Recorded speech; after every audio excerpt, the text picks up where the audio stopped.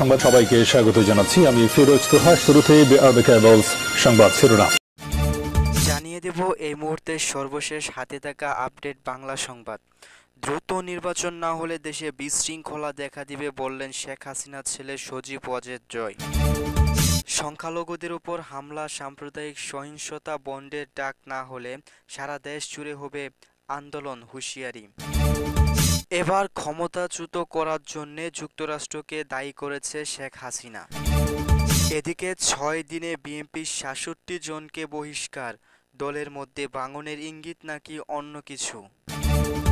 জামায়াতে ইসলাম ও গণ অধিকার পরিষদের মতবিনিময়, কি হবে এবার বিএনপির ভাগ্যে।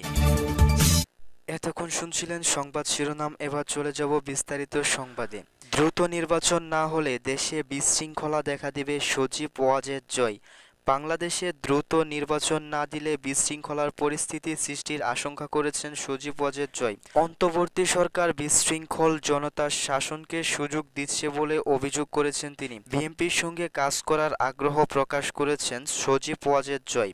শেখ হাসিনার জীবন রক্ষা করায় ভারত ধন্যবাদ জানিয়েছেন তিনি। আন্তর্জাতিক বার্তা সংস্থা এফকে দেওয়া এক সাক্ষাৎকারে সজীব ওয়াজেদ জয় এসব কথা বলেন। এদিকে জয় আরও বলেন, অন্তর্বর্তীকালীন সরকার সম্পূর্ণ ক্ষমতাহীন উল্লেখ করে সজীব ওয়াজেদ জয় বলেন, বর্তমান বাংলাদেশে বিশৃঙ্খল জনতার শাসন চলছে। বিশৃঙ্খল জনতা যদি কাল বলে না আমরা অমুক ব্যক্তিকে অন্তর্বর্তীকালীন সরকারে চাই না, তাহলে তাদের পরিবর্তন করতেই হবে। সজীব ওয়াজেদ এ মন্তব্যের মধ্য দিয়ে আন্দোলনকারীদের দাবির মুখে প্রধান বিচারপতি, কেন্দ্রীয় ব্যাংকের গভর্নর, পুলিশ প্রধান সহ সরকার ও রাষ্ট্রের শীর্ষ পর্যায়ের কর্মকর্তাদের সরিয়ে দেওয়ার দিকে ইঙ্গিত করেছেন। নির্বাচন বিলম্বিত করলে ঝুঁকি তৈরি হবে বলে সতর্কতা করেছেন সজীব ওয়াজেদ। নির্বাচন প্রসঙ্গে তিনি বলেন, নির্বাচন দেওয়াটা তাদের অন্তর্বর্তীকালীন সরকারের জন্য সবচেয়ে বেশি মঙ্গলজনক। তিনি বলেন, এটা দ্রুত নির্বাচন না হলে সম্পূর্ণ বিশৃঙ্খল পরিস্থিতির সৃষ্টি হবে। সংখ্যালঘুদের উপর হামলা, সাম্প্রদায়িক সহিংসতা বন্ধের ডাক। সারা দেশে হিন্দু সম্প্রদায়ের মানুষের বাড়িঘরে হামলা বন্ধ, হামলাকারীদের গ্রেপ্তার ও বিচার এবং ক্ষতিগ্রস্ত ব্যক্তিদের ক্ষতিপূরণ দেওয়ার দাবিতে গতকাল রোববার চট্টগ্রাম, বরিশাল, খুলনা, রাজশাহী, রংপুর, সিলেট নগরীসহ বিভিন্ন স্থানে সমাবেশ ও বিক্ষোভ মিছিল হয়েছে। বক্তারা বলেন, প্রতিবার সরকার পরিবর্তন হয় আর সংখ্যালঘুদের ওপর নির্যাতনের ঘটনা ঘটে। এই হামলা নির্যাতন বন্ধ করতে হবে। বেলা 3:30টার দিকে চট্টগ্রাম নগরের আন্দোলন কিল্লা চত্বর সমাবেশ ও বিক্ষোভ মিছিলে অনুষ্ঠিত হয়। সমাবেশে ব্যানার, ফেস্টুন নিয়ে সনাতন ধর্মাবলম্বীদের বিভিন্ন সংগঠন যোগ দেয়। বক্তব্য ছাপিয়ে সমাবেশে কেবল শোনা যাচ্ছিল নানান স্লোগান। জেগেছে রে জেগেছে, সনাতনী জেগেছে, আমার দেশ তোমার দেশ, বাংলাদেশ বাংলাদেশ, স্বাধীন দেশে হামলা কেন, প্রশাসন জবাব চাই, বিচার চাই বিচার চাই, হামলাকারীদের বিচার চাই ইত্যাদি স্লোগানে মুখর হয়ে ওঠে সমাবেশ স্থল। সমাবেশে বক্তব্য দেন পরিষদের কেন্দ্রীয় নেতা হিন্দু ইন্দন দত্ত। এরপর থাকছে গুরুত্বপূর্ণ আপডেট সংবাদ। শেখ হাসিনা বলেছেন, ক্ষমতাচ্যুত করার জন্য যুক্তরাষ্ট্র দায়ী। ক্ষমতাচ্যুত হওয়ার পর নীরবতা ভেঙেছেন সাবেক প্রধানমন্ত্রী, আওয়ামী লীগের সভাপতি শেখ হাসিনা। ছাত্র জনতার ব্যাপক বিক্ষোভের মুখে প্রধানমন্ত্রীর পদ থেকে পদত্যাগ করে ভারতে পালিয়ে যাওয়া শেখ হাসিনা তাকে ক্ষমতাচ্যুত করার জন্য যুক্তরাষ্ট্রের মতো বিদেশি শক্তিকে দায়ী করেছেন।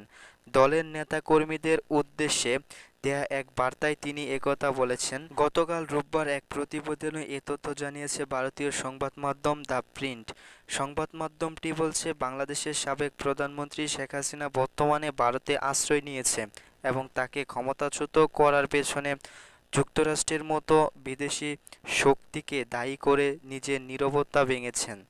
ভারত সরকার বাংলাদেশের রাজনৈতিক সংকটের পিছনে বিদেশিদের হাত থাকার সম্ভাবনা নিয়ে কথা বলার কয়েকদিন পরেই এই অভিযোগ সামনে এলো। দ্য প্রিন্ট বলেছেন, শনিবার আওয়ামী লীগের সমর্থকদের একটা বার্তা পাঠিয়েছে শেখ হাসিনা। দ্য প্রিন্ট দেখেছে বলে দাবি করেছেন। সেখানে হাসিনা বলেছেন, আমি ক্ষমতায় থাকতে পারতাম, আমি সেন্ট মার্টিন এবং বঙ্গোপসাগর আমেরিকার কাছে ছেড়ে দিতাম। তাহলে শেখ হাসিনা বহু বছর ধরে যুক্তরাষ্ট্রের সঙ্গে সম্পর্কের টানাপোড়েন দেখেছে। চলতি বছরের জানুয়ারিতে নির্বাচনের আগে হাসিনা বলেছিলেন, একজন শ্বেতাঙ্গ মানুষ তাকে বিমান ঘাঁটির বিনিময়ে মসৃণ পরিবর্তন প্রত্যাবর্তনের প্রস্তাব দিয়েছিলেন। নিজের সর্বশেষ বিবৃতিতে শেখ হাসিনা নতুন অন্তর্বর্তীকালীন সরকারকে এই ধরনের বিদেশি শক্তির মাধ্যমে ব্যবহৃত না হওয়ার জন্য সতর্ক করেছেন। মূলত ছাত্র জনতার কয়েক সপ্তাহব্যাপী ব্যাপক বিক্ষোভের পর শেখ হাসিনা পদত্যাগ করে ভারতে পালিয়ে যান। পরে বাংলাদেশের সংসদ ভেঙে দেওয়া হয় এবং সেনাপ্রধান জেনারেল ওয়াকারুজ্জামান শেখ হাসিনার পদত্যাগের ঘোষণা দেন। হাসিনা বলেন, আমি পদত্যাগ করেছি যাতে আমাকে লাশের মিছিল দেখতে না হয়। তিনি আরও বলেন, ছাত্ররা আপনাদের লাশের ওপর দিয়ে ক্ষমতায় আসতে চেয়েছিল, আমি তা দেইনি। তিনি দাবি করেন, হয়তো আজ যদি আমি দেশে থাকতাম তাহলে আরও প্রাণহানি হতো, আরও ধন সম্পদের ক্ষতি হতো। ভারতে থাকাকালীন সময় আগামী সপ্তাহে মিডিয়াতে ভাষণ দেবেন বলে মনে করা হচ্ছে। হাসিনার বিরুদ্ধে কয়েক সপ্তাহে বিক্ষোভে ছাত্র ৩০০ জনের বেশি মানুষ মারা গেছেন। যুক্তরাজ্য, যুক্তরাষ্ট্র, কানাডা এবং অন্যান্য আরও দেশের শিক্ষার্থীদের মৃত্যুর তদন্তের আহ্বান জানিয়েছেন। ঢাকাকৃত নতুন অন্তর্বর্তীকালীন সরকারের বিষয়ে ওয়াশিংটন বলেছে, এই সরকারকে বাংলাদেশের গণতান্ত্রিক ভবিষ্যৎ নির্ধারক বলে আশা করে।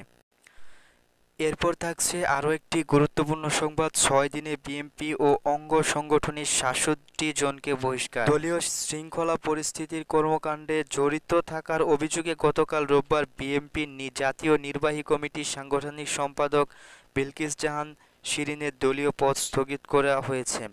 এছাড়াও একই অভিযোগে গতকাল রোববার গাজীপুর ও সাতক্ষীরা জেলার যুব দলের ৩ জন নেতাকে বহিষ্কার করা হয়েছে। এ নিয়ে গত দিনে বিএনপির যুবদল, ছাত্রদল, স্বেচ্ছাসেবক দলের মোট ৬৭ জনকে বহিষ্কার করা হয়েছে। এদিকে রাজনৈতিক পরিবর্তনের পর সারা দেশে শুরু হয়েছে সহিংসতা।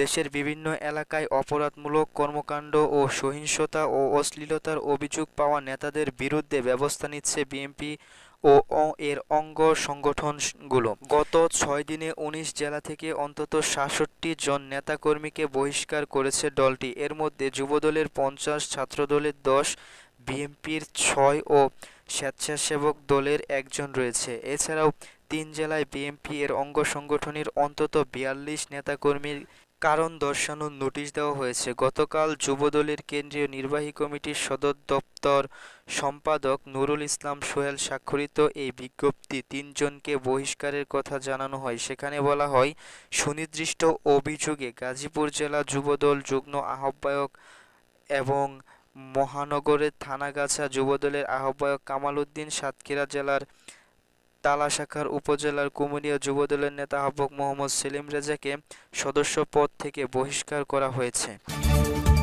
সবশেষে থাকছে সবচেয়ে গুরুত্বপূর্ণ সংবাদ। জামায়াতে ইসলামী ও গণ অধিকার পরিষদের মত বিনিময় সভা অনুষ্ঠিত হয়। জামায়াতে ইসলাম ও গণ অধিকার পরিষদের মধ্যে মত বিনিময় সভা অনুষ্ঠিত হয়েছে। রোববার অনুষ্ঠিত এই বৈঠকে দেশের বিরাজমান পরিস্থিতি নিয়ে আলোচনা হয়েছে।